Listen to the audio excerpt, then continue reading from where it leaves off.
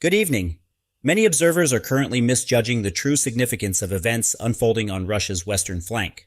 It is not merely a conventional military buildup, but a strategic transformation that has genuinely unnerved military planners in Moscow, a level of apprehension not widely understood just 4 years ago. Poland, a nation that once operated its army with hand-me-down Soviet-era tanks and second-rate Cold War relics, is now undertaking the most aggressive armored buildup Europe has witnessed since the end of the Cold War. And this momentum is not slowing, it is accelerating. We have been tracking this story closely for months, examining reports from Army recognition and defense news sites, NATO briefings, and open-source intelligence feeds. Every time we believe we have grasped the sheer scale of this buildup, Poland signs another contract. Another shipment arrives at the port of Gdynia. Another batch of the world's most advanced tanks rolls off a transport ship and directly onto Polish soil. The numbers are becoming almost staggering. Here is what we are currently observing. As of early 2026, Poland has received 117 M1A2 SEPV-3 Abrams tanks, with K2PL domestic production tooling now underway at the Bumar-Łabędy facility in Gliwice. This is in addition to the 116 M1A1 Abrams tanks that were already delivered and integrated. And just last year, on August 1st, 2025, Poland signed a $6.7 billion contract for 180 additional K2 Black Panther tanks with South Korea's Hyundai Rotem, marking the single largest armored procurement in Polish history. This single contract, valued at $6.7 billion for 180 advanced tanks, is remarkable not just for its size, but because it signals a profound shift in Poland's strategic procurement, prioritizing cutting-edge, high-volume acquisitions over incremental upgrades, a departure from historical European defense spending patterns. Consider that for a moment. One contract, $6.7 billion, 180 of the most advanced tanks currently in production anywhere on Earth. And that is just the latest deal. But before we delve into the full picture of what Poland is assembling, it is crucial to understand why this is happening. This is not simply about defense spending figures and procurement charts. This is about a country that observed the events in Ukraine on February 24th, 2022, and decided with cold, clear eyes that it would never again be caught unprepared. Poland shares a 232-kilometer border with Russia's Kaliningrad exclave to the north, and a long, exposed frontier with Belarus to the east, a country that essentially functions as a military launchpad for the Kremlin. Warsaw has witnessed Russian missiles and drones flying over Ukrainian cities. It has watched armored columns roll across borders that were supposed to be protected by diplomatic norms and international law. And it has drawn precisely one conclusion from all of that. Hope is not a strategy. Now, for many observers, Poland's military expansion has seemed almost like an overreaction. Europe's largest land army, billions in defense contracts, a 700-kilometer fortification project running along the entire eastern border. It sounds extreme until one examines the map, until one reviews the intelligence assessments, until one reads what NATO's own analysts have been warning about. European nations are constructing a defensive wall along NATO's eastern frontier as Western intelligence agencies warn Russia could be militarily capable of attacking the alliance within 5 years. 5 years. That is not a distant hypothetical. That is 2030 or 2031. That is tomorrow in strategic terms. And Poland sits directly in the middle of Europe's most vulnerable corridor, the Suwałki Gap. That roughly 65-kilometer stretch of land between Kaliningrad and Belarus is arguably the most strategically critical piece of real estate on the continent. If Russia were to seize it, it would sever Estonia, Latvia, and Lithuania from the rest of NATO entirely. The Baltic states would become an island, and the country that would bear the brunt of any such military action, Poland. That is not speculation, that is geography, that is history. And that is why Warsaw has decided to build something no Russian general will ever wish to test. So, what exactly is Poland building? Let us begin with the raw numbers, because they are genuinely astonishing. With the planned acquisition of 1,000 South Korean K2 Black Panthers, 366 American M1 Abrams tanks, including 250 new and 116 used, plus the 247 Leopard 2 variants already in service, Poland could eventually field a total of 1,613 modern main battle tanks. To put that in context, Poland's armored force by 2030 will be larger than those of France, Germany, and the United Kingdom combined, the three biggest defense economies in Western Europe. And Poland, a country that was still fielding Soviet T-72s just a few years ago, will possess more tanks than all three of them put together. This is not an accident. It is not luck. It is the result of a deliberate, calculated, and almost ruthlessly executed national strategy that commenced the moment Russian boots entered Ukrainian soil. In 2022, Warsaw allocated 2.7% of its GDP to defense. By 2025, that number had risen to 4.7%, the highest proportion among all NATO members. And Defense Minister Władysław Kosiniak-Kamysz has not stopped there. He has publicly committed to pushing that figure to 5% by 2026.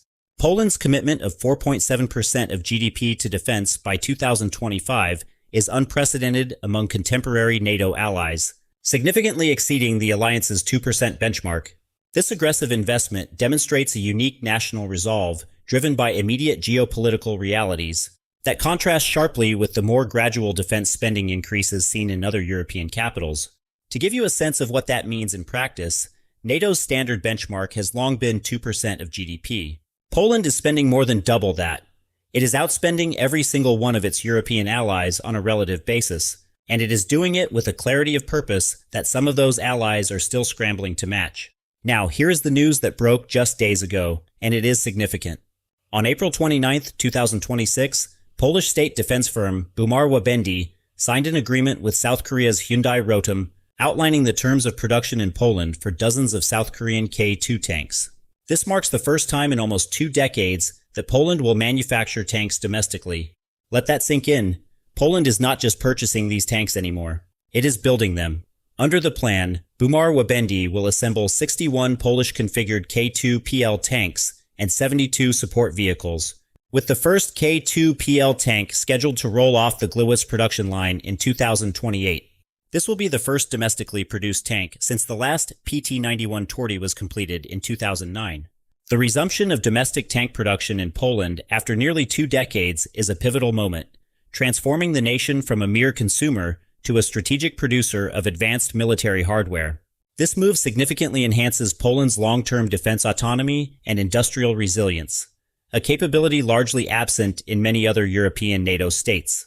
That is a generational shift that transforms Poland from a customer into a manufacturer.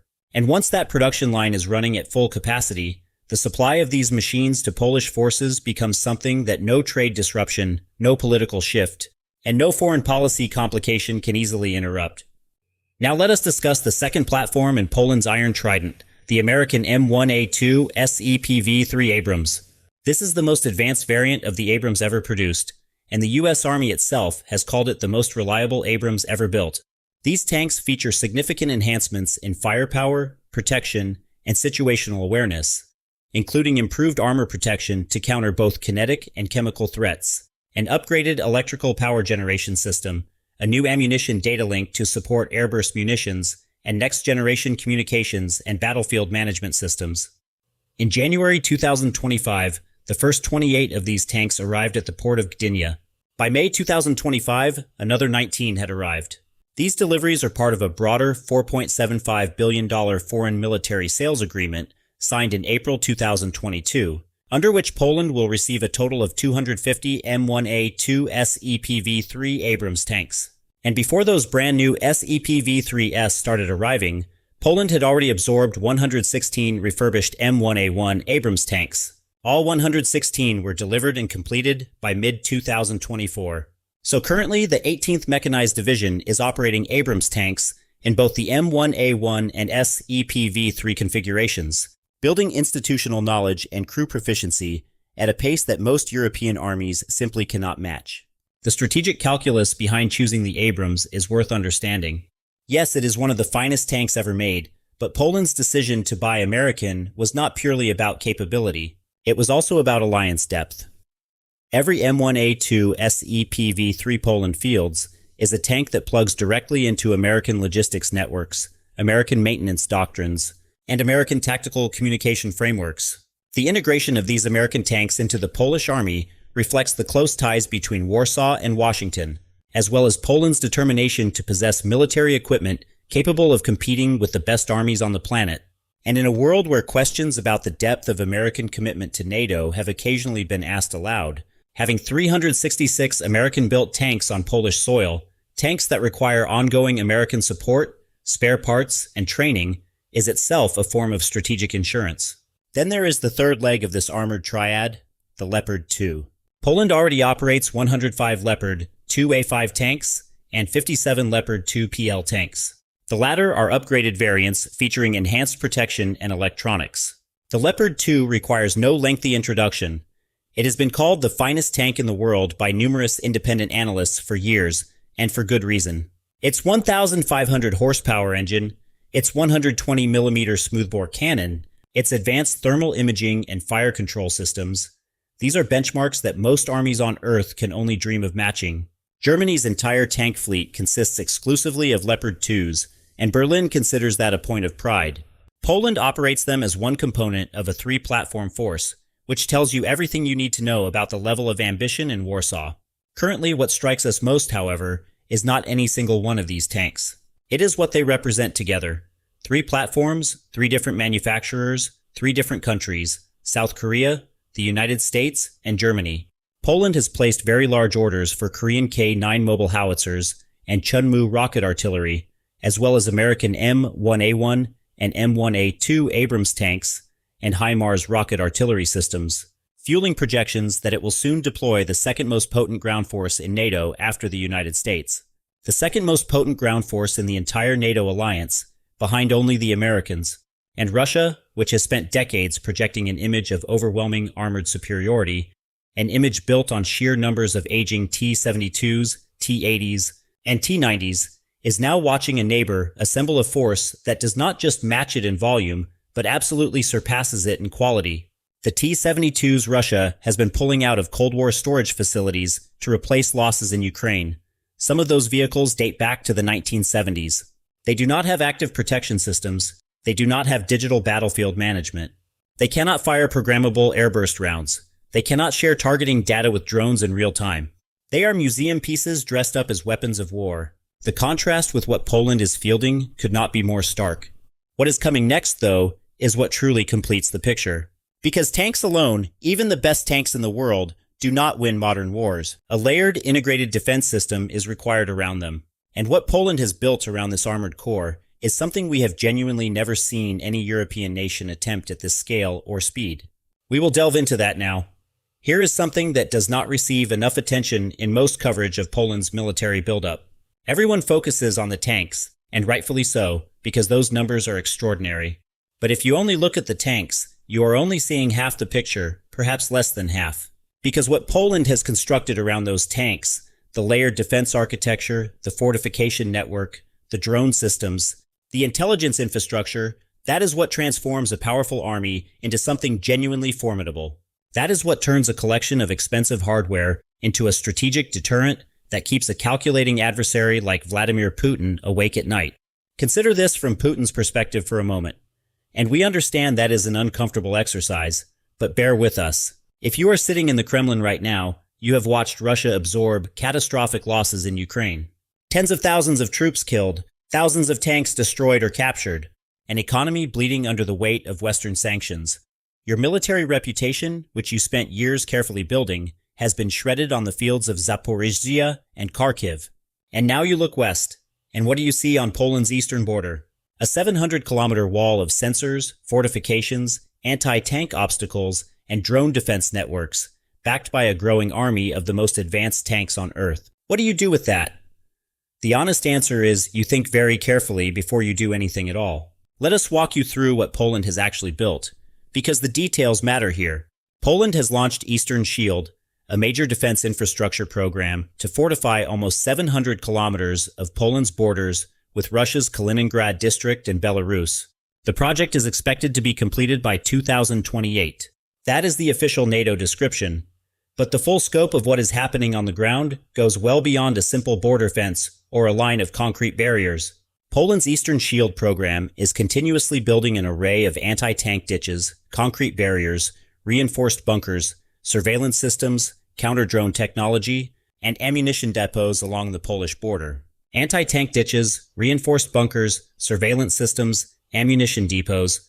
This is not a symbolic gesture. This is a serious military engineering project designed to slow, channel, and destroy any armored force that attempts to cross it. Poland's Minister of National Defense, Władysław Kosiniak-Kamysz, has described Eastern Shield as the largest investment in NATO's eastern flank since 1945. Since 1945, he is not reaching for dramatic language there. He is stating a strategic fact. Nothing of this scale has been attempted on this border since the end of the Second World War. And the total cost? Warsaw's $2.5 billion project to build 700 kilometers of physical fortifications and high-tech defense networks along its eastern border is being funded through a combination of national budget allocations, European Union contributions, and Baltic state partnerships. The EU added another $100 million in December 2024. The financial commitment is real, and it is growing. Now, we want to be clear about something, because there has been some mischaracterization of what Eastern Shield actually is. It is not a static wall. It is not a modern Maginot Line, the famous French fortification from World War II that Germany simply bypassed in 1940. Colonel Sławomir Wojciechowski from the General Staff of the Polish Army confirmed that Eastern Shield should not be understood as a line of fortifications like the Maginot Line or Finland's Mannerheim Line. Today, fortifications have no chance of stopping the enemy. It is about scanning his movement so that he moves where we want him to, because we can affect him with fire measures. Read that again. The goal is not to stop the enemy at the border. The goal is to see the enemy coming, to channel his movements, and to destroy him with fire once he is in the killing ground. That is a fundamentally different and far more sophisticated military concept, and it requires exactly the kind of mobile, hard-hitting armored force that Poland is assembling right now to execute it. The Eastern Shield also extends far beyond the border itself. The program includes modernization of bridges over the Vistula River to be able to support the weight of modern tanks stationed in western Poland, plus a so-called anti-shock system, a set of sensors to monitor activities in Belarus and Russia designed to buy time to act before an enemy offensive is launched. Consider the strategic intelligence embedded in that decision. Poland is not just preparing its border regions. It is preparing its entire national territory for sustained defense, reinforcing the infrastructure that would allow rapid deployment of heavy armor from west to east in the event of an attack. Every bridge that can support an Abrams or a K2 is a potential reinforcement route. Every sensor network feeding data from Belarus is advanced warning time that could mean the difference between a prepared defense and a scrambled response. And then there is the drone problem, because the war in Ukraine has made one thing brutally clear. In modern warfare, every tank is a potential target for a $400 FPV drone operated by someone hundreds of kilometers away. Poland watched those Ukrainian and Russian tanks burn in the fields of Donbass, and it drew the right lessons. On December 27, 2025, Poland confirmed plans to deploy a new generation of anti-drone fortifications along its eastern border within 24 months, a program valued at more than €2 billion. €2 billion just for anti-drone defense. The accelerated timeline followed a September 2025 incident in which more than a dozen suspected Russian drones penetrated Polish airspace, prompting airport closures, the scrambling of fighter jets, and localized damage after several platforms were engaged. That September incident was a wake-up call, and Poland responded with characteristic speed and decisiveness. Foreign Minister Radosław Sikorski described those drones as an attempt by Moscow to probe Polish reactions without triggering open conflict. Poland's answer was to spend €2 billion making sure the next probe receives a very different reception. Poland has begun to use its defense arsenal against the more immediate threats it faces from Moscow. Since Russia's military drone incursion into its airspace in September, Warsaw has introduced a swath of new measures to counter the new phase in the Russia-NATO shadow war, including the U.S. Made Mariops anti-drone system, a mobile, highly portable anti-drone platform which can be launched from the back of a pickup truck. This is what separates Poland's approach from nearly every other NATO member. Most European countries are still writing white papers about drone threats. Poland is already deploying countermeasures. Most European countries are still debating how much to spend on defense. Poland already committed 4.7% of GDP, roughly $50 billion in 2025 alone. It is a statement. This direct through-line connecting preparations for a full-scale conventional war with responses to Russia's accelerating shadow war is what separates Poland from the rest of the Western alliance, and has placed it at the forefront of military innovation in NATO. And it is not just hardware. Poland has doubled the size of its military in just over a decade, making its armed forces the largest in Europe today, including more than $50 billion in new weapons purchases, the formation of new divisions and defense units, and major territorial defense initiatives. It has trained civilians in basic defense skills and field medicine. It has built up a territorial defense force. It has restructured its command hierarchy to enable faster response times. It has, in the words of NATO Parliamentary Assembly briefers, become the Eastern Flank powerhouse that the alliance desperately needed. Poland has reinforced its influence on international security issues by increasing its defense spending, rising to 4.7% of GDP by 2025, and intensifying cooperation with European partners. Warsaw has become the capital of European security in 2025. That is a remarkable statement when you consider it for a moment. Not Brussels, not Berlin, not Paris. Warsaw, a city that was razed to the ground during World War II, that spent 4 decades under Soviet domination, that rebuilt itself from rubble into one of Europe's most dynamic economies. Warsaw is now the capital of European security. History, it turns out, has a sharp sense of irony. What is also critical to understand is that Poland is not building all of this in isolation. Lithuania's new training facility, Germany's permanent stationing of a brigade there, Poland's Eastern Shield fortifications, and the plan for local tank production all serve as part of a strategic plan to deny Russia any opportunity to sever the Baltic states from NATO. This is a coordinated alliance-wide effort, and Poland is leading it. Russia's 12,000 troops in Kaliningrad, its Iskander ballistic missiles, its military exercises in Belarus, all of it is being matched, countered, and increasingly outpaced by what Warsaw is building. The balance of power on NATO's eastern flank is shifting, and it is shifting fast. But here is the question that everything we have covered so far has been building toward. Does all of this actually deter Putin? Does it actually change his calculations? Does a man who sent columns of tanks into a sovereign country in broad daylight, in front of the entire watching world, actually stop and reconsider when he sees Poland's buildup? That is the question that matters most. And the answer, based on everything we have found, is both more nuanced and more hopeful than you might expect. Let us delve into it. So, here we are. We have walked through the hardware. We have walked through the fortifications. We have walked through the spending numbers and the delivery schedules and the strategic architecture that Poland has been quietly, and sometimes not so quietly, assembling on Russia's doorstep. Now it is time to ask the question that all of that has been pointing toward. What does Vladimir Putin actually do with this? How does the Kremlin process the reality of a neighbor that has gone from fielding Soviet hand-me-downs to building the most powerful armored force in Europe in less than 4 years? And what does Poland's transformation mean for the broader trajectory of this continent, for NATO, for Ukraine, for European security as a whole? Let us start with Russia, because to understand why Poland's buildup matters so much strategically, you first need to understand the condition Russia's own military is actually in right now. Not the condition its propaganda machine claims, but the real condition on the ground. And what we found when we investigated the latest assessments is sobering, even for people who have been following the Ukraine war closely. Russia has lost an extraordinary number of tanks in Ukraine. Independent tracking organizations have documented thousands of armored vehicle losses since February 2022. To replace those losses, Moscow has been doing something that would have seemed almost unbelievable before the war began. It has been pulling tanks out of Soviet-era storage facilities, vehicles that were built in the 1960s and 1970s, T-55s, T-62s, tanks that fought in conflicts before some of today's soldiers were born. Vehicles so old that spare parts for them are sourced from other countries' scrap heaps. This reality is difficult to overlook. And that contrast between what Russia is fielding and what Poland is fielding is perhaps the most strategically significant fact in European security right now.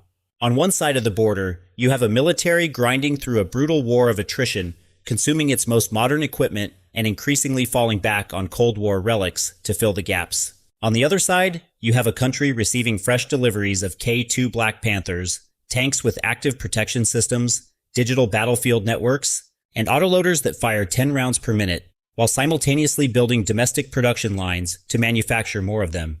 Warsaw's armored buildup is the most aggressive in Europe since the Cold War, with approximately 900 operational tanks expected across 3 platforms by 2030, potentially exceeding 1,000 with additional K2PL orders, more than France, Germany, and the United Kingdom combined. Now, does that mean Poland could simply defeat Russia in a head-to-head conventional war? That is a question worth examining honestly, and we want to be careful here because serious military analysis does not deal in certainties. Russia still possesses enormous strategic depth, nuclear weapons, and a willingness to absorb human losses that democratic societies struggle to match. But the purpose of Poland's buildup was never to guarantee a clean battlefield victory. The purpose, the entire strategic logic behind every contract signed, every tank delivered, every kilometer of Eastern Shield fortified, is deterrence. And on that metric, what Warsaw is building is extraordinarily effective. In April 2024, in response to the growing militarization of Kaliningrad and Russia's deployment of tactical nuclear weapons to Belarus, President Andrzej Duda declared Poland's willingness to host nuclear weapons as part of NATO's nuclear sharing framework. That statement, combined with the conventional buildup we have been discussing, sends a message to Moscow that is impossible to misread. Poland is not a soft target. Poland is not Ukraine in February 2022, caught between a hesitant West and an unprepared military. Poland is an armed fortress with nuclear sharing on the table, 4.7% of GDP going into defense, and a tank force that will soon be larger than those of its three biggest Western European allies combined. That is a deterrent calculation that changes everything. And here is what we believe is the most underappreciated dimension of this entire story, the industrial one. Because when Poland signed that April 29, 2026 agreement with Hyundai Rotem and Bumar Łabędy to begin domestic K2PL production, it did not just secure more tanks. It secured something far more valuable in a prolonged conflict scenario: sovereign production capacity. The process will create over 10,000 jobs within 10 years. And the agreement with South Korea reduces Poland's reliance on traditional Western partners, pushing the country toward defense diversification by shifting assembly and deep-level maintenance to Bumar Łabędy. The K2PL reduces logistical dependence and compresses the supply chain, anchoring long-term autonomy for Poland's heavy forces. In plain terms, when the shooting starts, Poland does not need to rely on external supply lines for critical components or maintenance. This is a strategic capability that most European nations have never had, and that none of Poland's immediate neighbors currently possess. Polish Deputy State Assets Minister Konrad Gota celebrated the fact that the deal was not only restoring tank production in Poland, but also represented a generational leap for the Polish arms industry. A generational leap. That phrase is worth considering, because what it describes is a country that has fundamentally repositioned itself in the European defense industrial landscape, not just as a consumer of Western military technology, but as a producer, an innovator, and potentially an exporter.